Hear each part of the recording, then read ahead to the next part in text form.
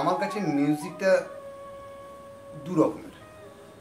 একটা মিউজিক যেটা কানে ভালো লাগে, মনে ভালো লাগে, সেটা আমার কাছে মিউজিক। বা বেটার, আমি এর আগে একটা জায়গায় লিখেও ছিলাম যে নয়েজটা কানে ভালো লাগে দ্যাট ইজ মিউজিক, যে নয়েজটা কানে ভালো লাগে না সেটা মিউজিক না।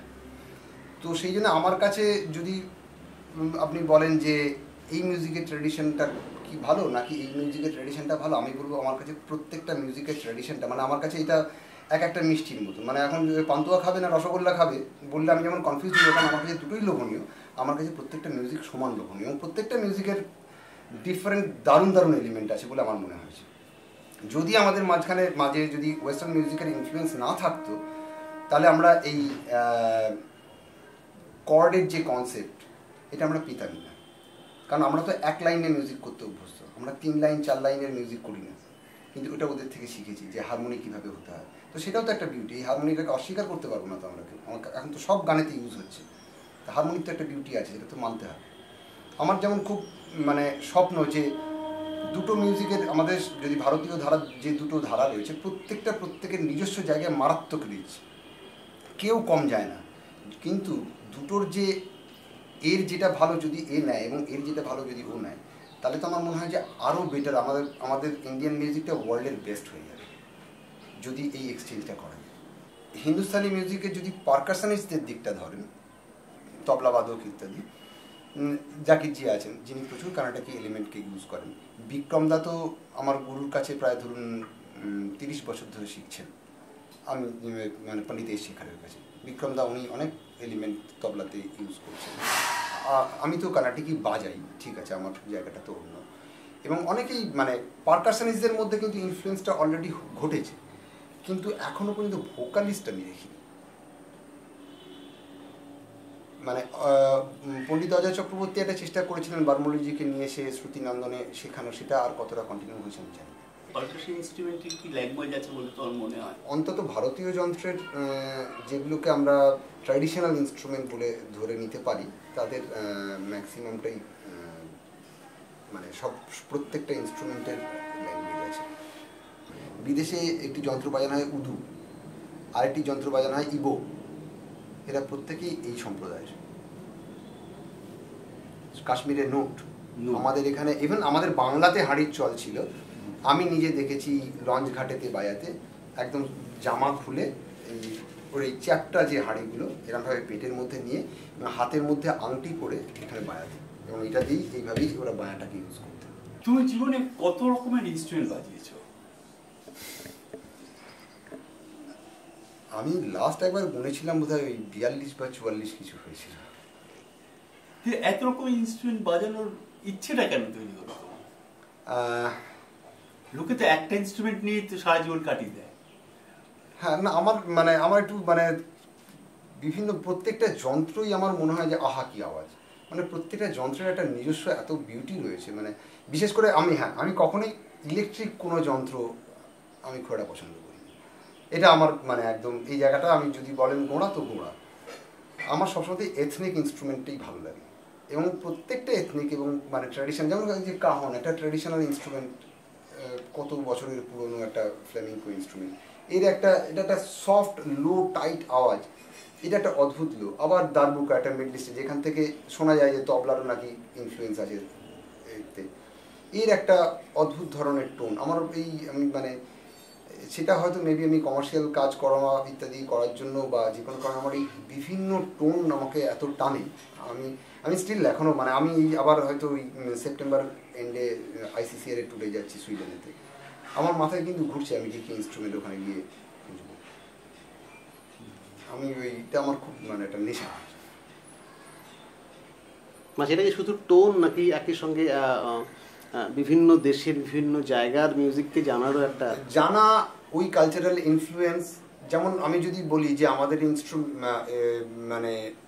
সংস্কৃতিরাই শ্রেষ্ঠ সংস্কৃতি, আমি বলবো সব সংস্কৃতি শ্রেষ্ঠ সংস্কৃতি তার জায়গায়। বালগেরিয়ান মিউজিকে 9 মাত্রা 11 মাত্রা হরদম বাজানো এবং বেশ লয়েতে, এবং 11 11, আপনি পরিষ্কার গুনে নেবেন 11 বাজছে, পরিষ্কার গুনবেন 9 বাজছে, 17 বাজছে। আবার পাশাপাশি ফ্লেমিঙ্কোতে এমন ওরা ফ্র্যাকশন অফ ইউজ করে, আমি যেমন ইন্দোনেশিয়ান মিউজিক শিখেছি তার পাশাপাশি, আমার মানে এটা শখ, মানে ওই কালচারাল এক্সচেঞ্জ করতে গিয়ে আমি ইন্দোনেশিয়ান মিউজিক শিখেছি। ইন্দোনেশিয়ান মিউজিকের ওদের যে নোটের মজাটা, আমাদের যেমন ইন্ডিয়ান দুটো মানে নর্থ সাউথ সব মিলিয়ে পিচ কনসেপ্টটা তো খুব পারফেক্ট হতে হবে, একদম সুরে সুরে থাকতে হবে। ওদের পিচ কনসেপ্টটা এতটা বড়, ওদের 4টে ইনস্ট্রুমেন্ট মিলে একটা সুর তৈরি হয়, এবং সেটা একটা অদ্ভুত কনসেপ্ট। মানে এইটা একটু ধরুন এই কোমলনিয়ের থেকে একটু উপরে, আর একটা পারফেক্ট কোমলনি, আর একটা শুদ্ধ নিয়ের কাছাকাছি, এরকম একটা লেয়ার করে একটা সুর আপনার কাছে আসছে, যেটা আপনি কিন্তু কোমলনি পাচ্ছেন। এবং ওদের রিদম ইন্টারলকিং, এইটা একটা ইউনিক কনসেপ্ট। মানে একসঙ্গে ধরুন 100 জন 150 জন কেচাক করছে, ওরা কেচাক বলে, মানে এটা ওদের ট্র্যাডিশনটা হচ্ছে ওই ভূতেদের, ভূত গ্রাম থেকে ভূত তাড়ানোর জন্য এই কনসেপ্ট, মানে ওদের ট্র্যাডিশনটা। তো একসঙ্গে 100-150 পুরোহিত বসে ওরা রিদম ইন্টারলকিং করে, মানে একজন লিডার থাকে, সে একটা কোনো ছন্দ বললো, এবার এই ছন্দটাকে প্রত্যেকটা লাইনে আলাদা আলাদা ছন্দ বলছে, কিন্তু মানে একজন তা তা তা তা, আর একজন তা তা তা তা, আর একজন তা তা তা তা তা তা, এবার একসঙ্গে ধরুন 100-150 লোক এবং বিভিন্ন লয় বলছে, এবং সেটা আপনি কানে শুনছেন। মানে এটা যে কি ইউনিক কনসেপ্ট, আমি এটা মানে এটা আমি এই ধরনের এক্সচেঞ্জগুলো না করলে আমি বুঝতেই পারতাম না। আবার জাপানিজ মিউজিকে ওদের গ্যাপ, ইউজ অফ গ্যাপ, এটা একটা বিউটি, এবং অদ্ভুত লাগে। ওই গ্যাপটার কোনো মেজারমেন্ট নেই, কিন্তু মানে আমরা যেমন যে ঘটম বাদকই হই, মৃদঙ্গম বাদকই হই বা তবলা বাদকই হই, আমাদের গ্যাপের একটা মেজারমেন্ট আছে। আমরা 4 মাত্রা ছাড়ছি, 6 মাত্রা ছাড়ছি, 10 মাত্রা ছাড়ছি, আমাদের একটা মাপ আছে। ওদের মাপটা যে কি আমি গুনে পাইনি, কিন্তু একটা অদ্ভুত ইউনিশনে এসে একসঙ্গে 10টা তাইকোড্রামের বিটটা পড়লো, এবং ওই গ্যাপটা ওদের যে কি মেজারমেন্ট, গ্যাপটা যে কি কানে মজা দেয়, এই ফিলটা আমি মানে বোঝাতে পারবো না। অনেক কিছু মানে শেখা যায়, মানে একটা কথা ঠিকই যে শেখার কোনো শেষ নেই। এখন তারপরের লাইনটা কেউ বলবে শেখার চেষ্টা বৃথা, তাই, কিন্তু আমি ঠিকই চেষ্টা করি কতটা পারি। তো সেইটা আমার একটা মানে ইচ্ছে, যে আমি নানা রকম, যে আমি দেখেছি যে আমরা শুধু আমাদের ম্যাথামেটিক্সের সঙ্গে বা আমাদের বোলবাণীর সঙ্গে কত দেশে কত রকমভাবে মিউজিক্যাল মিল আছে। ফ্লেমিঙ্কো মিউজিকে যেরকম প্রচুর ইন্ডিয়ান মিউজিকের ইনফ্লুয়েন্স আছে, ইভেন মেলোডিতেও আছে। কারণ ওয়েস্টার্ন মিউজিকে নর্মালি তো সব স্ট্রেট যায়, তো মিরের কাজ হয় না, কিন্তু ফ্লেমিঙ্কোতে মির পাওয়া যায়। তার কারণ শোনা গেছে যে কোনো এক সময় এখান থেকে যাযাবর গোত্রের লোক ওখানে চলে গেছিলো, এরকম একটা। আবার তার পাশাপাশি আমি যেমন কোলাবোরেশন করেছিলাম সিদ্ধি গোমাদের সঙ্গে, এরা আজ থেকে প্রায় 400-500 বছর আগে আফ্রিকার কোনো একটা জায়গা থেকে, প্রবাবলি তানজানিয়া বা এরকম কোনো একটা জায়গা থেকে গুজরাটে চলে এসেছিল। এবং একটা অদ্ভুত মজা হয়েছে, তাদের এই গুজরাটি আর আফ্রিকান কালচারটা মিশে গিয়ে একটা অদ্ভুত ফোক তৈরি হয়েছে ওদের। এবং মানে এরা এখন বোধহয় সাকুল্যে বোধহয় 100 জন কি 150 জন বেঁচে আছে। ওদের একটা খুব মানে ইউনেস্কো এদেরকে খুব ইয়ে করে। তো ওদের সঙ্গে আমি করেছিলাম একটা অদ্ভুত ধরনের মিউজিক, এবং এত ভালো ভালো ইনস্ট্রুমেন্ট আছে। আমি একটা ইনস্ট্রুমেন্ট কালেক্ট করেওছি, সেটা মানে আমি এখানে আনতে পারিনি, আমার স্টুডিওতে রাখা আছে। সেটা অনেকটা বিনার কনসেপ্ট, কিন্তু আফ্রিকান, মানে ওটা খালি গায়ে থাকে, তো খালি গায়ে এইখানে লাউটাকে এখানে আটকে রেখে একটা স্ট্রিংকে হিট করে একটা স্টিক দিয়ে, আর এখান থেকে আওয়াজটাকে কম বেশি করে। বিউটিফুল যন্ত্র। সেই মানে সাউন্ডটা সত্যি গ্লোবাল হয়ে যায়।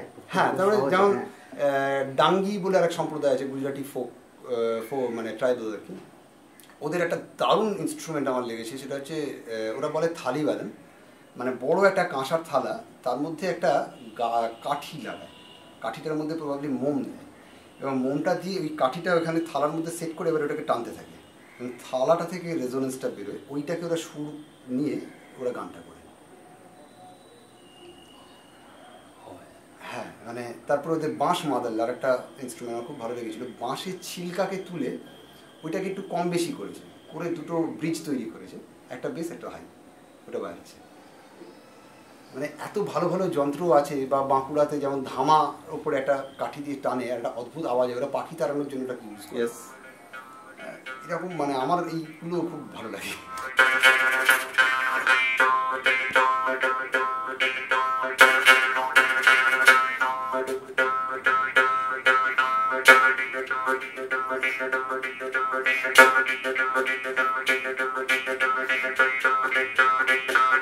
Thank you.